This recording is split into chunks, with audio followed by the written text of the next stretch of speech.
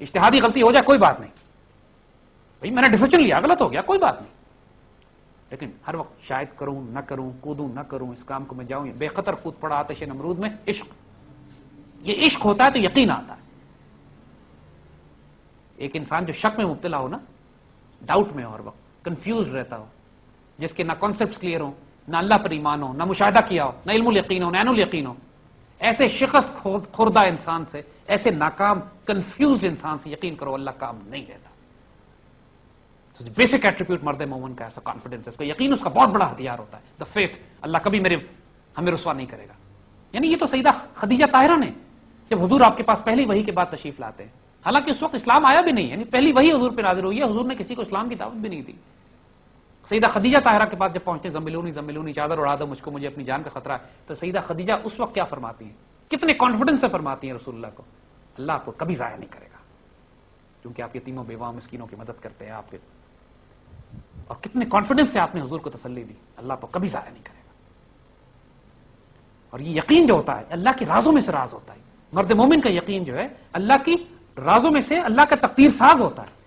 ایک مرتبہ ایک صحابی نے اللہ پہ قسم کھا لی کہ اللہ کی قسم میری بہن کا دانت نہیں توڑا جائے گا، کوئی بات ہو گئی تھی کہ ان کی بہن کا دانت ٹوٹنا تھا، پھر وہ سارا معاملہ تبدیل ہو گیا، ان کی دانت نہیں ٹوٹا گیا، اس پر حضور نے فرمایا بڑا ماشاءاللہ پیار میں کہ اللہ کے بعض بندے ایسے ہوتے ہیں جب وہ اللہ پر کسی بات کی قسم کھا لیں تو اللہ کی غیرت گوارا نہیں کرتی کہ ان کی قسم کو توڑ دے، ان کو اتنا فیتھ ہوتا ہے اللہ کیوں ضائع کرے گا ہم کو، نہیں کر سکتا ایسا، پھر ویسا نہیں ہوتا۔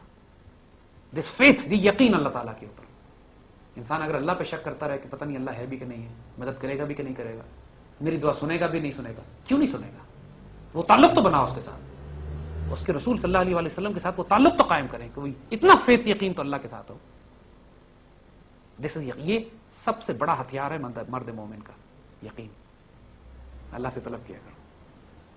جی بیٹا جان۔ سر تقدیر کیا ہے اور کیا اس کو بدلا جا سکتا ہے؟ بیٹا یہی بات دیکھو، تقدیر دو طرح کی ہے، ایک تقدیر تو وہ ہے جس میں آپ کا کوئی اختیار نہیں ہے، آپ کس گھر میں پیدا ہوئے ہو، کس ملک میں پیدا ہوگے، کس ماں باپ کے گھر میں پیدا ہوئے، آپ کی شکل و صورت کیا ہوگی، آپ مرد ہوگے کہ عورت بنوگے، یہ تقدیر، یہ جو لکھا گیا ہے اس میں آپ کا کوئی دخل ہی نہیں ہے، یہ سارے فیصلے اللہ کر کے بھیجتا ہے، اس کو تقدیر مطلق کہتے ہیں، ڈیفائنڈ ہے اس کو، یہ چینج نہیں ہو سکتی۔ ایک تقدیر معلق ہے، اللہ کے بندے جو ڈیفائن کرتے ہیں تقدیر فلوٹنگ ہے، یہ تبدیل ہو سکتی ہے، اور جو دنیا کی جتنی ایڈمنسٹریشن ہے، دنیا کا جتنا نظام ہے جس میں آپ کو ڈیوٹی دے دی گئی ہے، اس میں ہر چیز تبدیل کی جا سکتی ہے دعا سے۔ حضور صلی اللہ علیہ وسلم کی حدیث شریف ہے جس کا مفہوم ہے کہ تقدیر کو کوئی چیز نہیں بدل سکتی سوائے دعا کے۔ اللہ تعالیٰ تقدیر لکھتا ہے نا، اس اللہ تعالیٰ سے دعا کر کے تقدیر دوبارہ لکھوا لیں۔ اللہ کے بعض بندے ایسے ہوتے ہیں کہ جن کو اللہ تعالیٰ اختیار خود دے دیتا ہے کہ تم جو فیصلہ کرو گے، ان کو اتنا کانفیڈنس ہوتا ہے اللہ پر کہ جو بات یہ اللہ سے کہیں گے اللہ رد نہیں کرے گا، وہ کانفیڈنس سے بات کرتے ہیں کہ ہم نے یہ چاہا کیسے ہونا ہے، ویسے ہو جاتا ہے۔ سورہ کہف میں دیکھو نا وہ آیت ہے جب موسیٰ علیہ السلام اور خضر علیہ السلام کا واقعہ، تو خضر علیہ السلام فرماتے فرضنا، ہم نے ارادہ کیا۔ آپ کے ارادے پہ اللہ تعالیٰ کیوں دے گا، ہم نے ارادہ کیا کہ اللہ ان کو نیا بچہ دے دے، فرضنا کی بات کی ہے انہوں نے، ہمارا ارادہ ہے۔ اللہ تعالیٰ وہی بات کہ اللہ کے بعض بندے ایسے ہوتے ہیں جب اللہ پہ کوئی فیصلہ کر لے کسی بات کا تو اللہ تعالیٰ کی غیرت گوارا نہیں کرتی کہ ان کی قسم کو توڑ دے۔ تو بیٹا جان، اقبال جب تقدیر کے حوالے سے بات کرتے نا، یہ راز اگر لوگوں کو سمجھ میں آ جائے کہ تقدیر کے پابند جمادات و نباتات، کیڑے مکوڑے، جانور جن کے پاس اپنا کوئی اختیار نہیں ہے وہ تقدیر کے پابند ہیں، ان کے لیے اللہ نے ڈیسٹنی لکھ دی ہے۔ مومن فقط احکام الہی کا ہے پابند، اللہ تعالیٰ جو حکم دیتا ہے وہ ڈائریکٹ آرڈرز لیتا ہے اللہ سے۔ مومن تقدیر کا پابند نہیں ہے، تقدیر ساز ہے، تقدیریں لکھتا ہے۔ خدا بندے سے خود پوچھے بتا تیری رضا کیا ہے والی بات۔ یہ مقام ہوائی صرف کنسپچل تھیوریٹیکل نہیں ہے، ایک بہت بڑا حقیقی مقام ہے کہ اللہ تعالیٰ اپنے بندوں سے خود پوچھتا ہے، جو آپ کی خواہش ہے وہ کر دیتا۔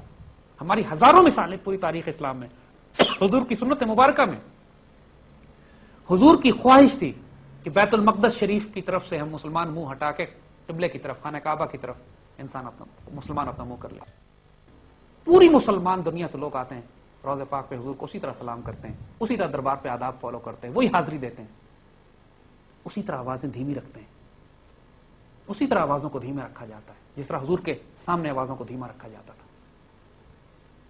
آج بھی وہ احکامات پوری طرح ویلڈ ہیں، کہ آپ حضور کے آگے اگر آواز بلند کرو گے تو تمہارے اعمال ضائع کر دیے جائیں گے. ادب رسول اور عشق رسول کے حوالے سے ہم آپ کو حوالہ دینا چاہیں گے میری بیٹی امام نووی کا رحمۃ اللہ علیہ. بہت بڑے امام جن کی مشہور کتاب ریاض الصالحین پوری دنیا میں پڑھائی جاتی ہے، خاص طور بلکہ عرب دنیا میں تو کہا جاتا ہے کہ سب سے زیادہ حدیث کی کتاب اگر کوئی پڑھی جاتی ہے تو ریاض الصالحین ہے. دمشق کے تھے، کئی سو سال پہلے، 600-700 سال پہلے آپ گزرے. ان کی ایک کتاب بڑی خوبصورت ہمارے پاس یہاں رکھی ہے. آپ کی کتاب ہے کتاب الاذکار، امام نووی کی لکھی ہوئی ہے. موسٹ آتھینٹک بک، موسٹ آتھینٹک اسکالر. امام نووی پوری عرب دنیا میں تمام مسلمان مسالک جو ہیں امام نووی کا احترام کرتے ہیں، عزت کرتے ہیں. یہ کتاب مدینہ شریف کی چھپی ہوئی ہے، پبلش بھی مدینے میں ہوئی ہے اور ہم نے مسجد نبی کے باہر سے خریدی تھی. اور اس کتاب میں کتاب الاذکار میں امام نووی نے اذکار لکھے ہیں، خاص طور پہ حج کے حوالے سے اور مختلف موقع پہ کہ جب انسان جب سفر کرتا ہے تو اذکار کیا کیا کرے، ذکر کیا کرے. اس میں امام نووی نے پورا ایک چیپٹر رکھا ہے اس بات پر کہ حضور صلی اللہ علیہ وآلہ وسلم کے روضے پاک کی زیارت کے لیے اور حاضری کے لیے جب تم جاؤ تو اس کے آداب کیا ہیں، اس کے اذکار کیا ہیں، اس کے پروٹوکول کیا ہیں.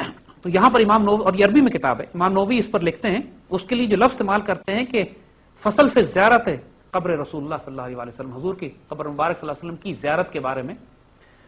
اور اس کو بلکہ امام لکھتے ہیں ان یتوجہ الی زیارت رسول اللہ، وہ اس کو یہ لکھتے ہیں، امام نووی لکھ رہے ہیں کہ زیارت قبر رسول اللہ صلی اللہ علیہ وآلہ وسلم زیارت رسول اللہ کی طرح ہے.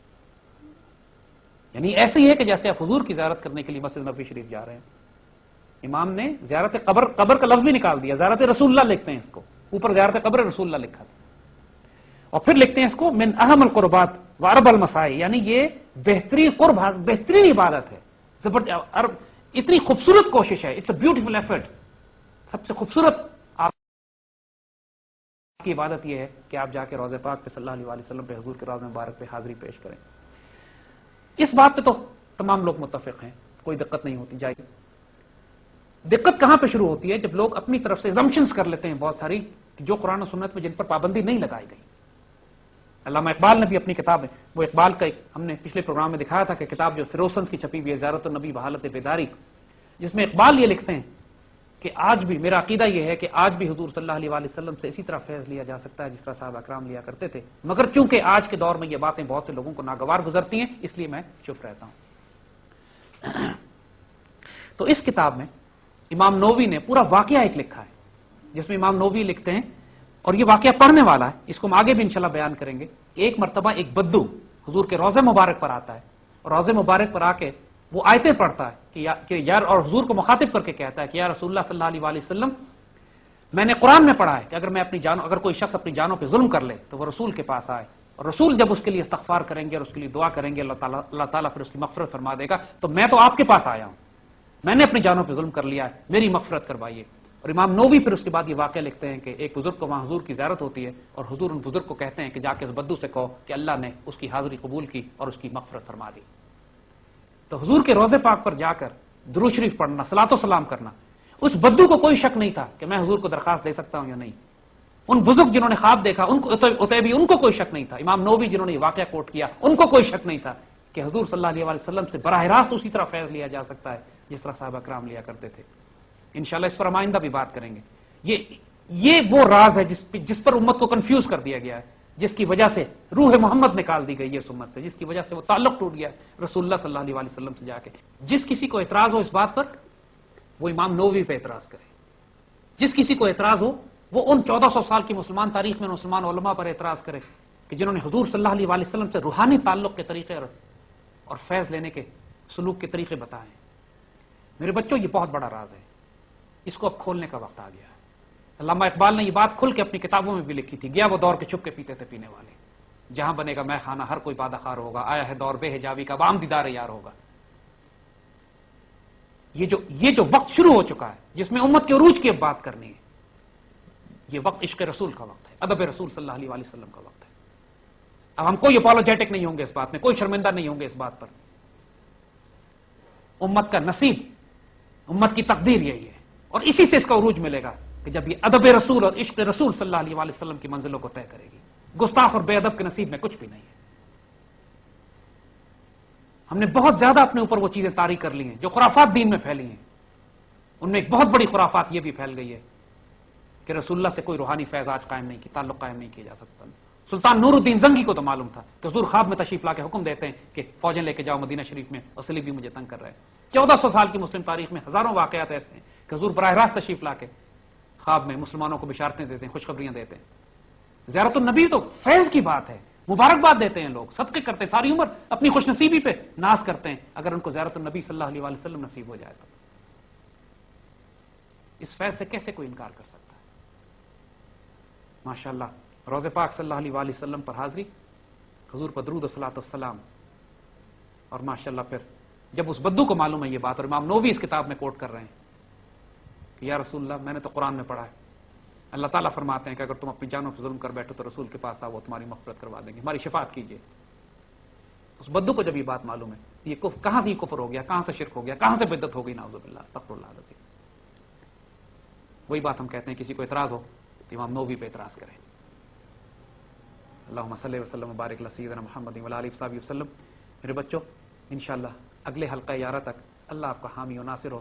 اللہ ہم کو ادب رسول اور عشق رسول صلی اللہ علیہ وآلہ وسلم کی توفیق دے، یہ فیض عطا فرمائے، اپنے کرم خاص میں رکھے. جزاک اللہ خیر کثیر. وعلیکم السلام، فی امان اللہ.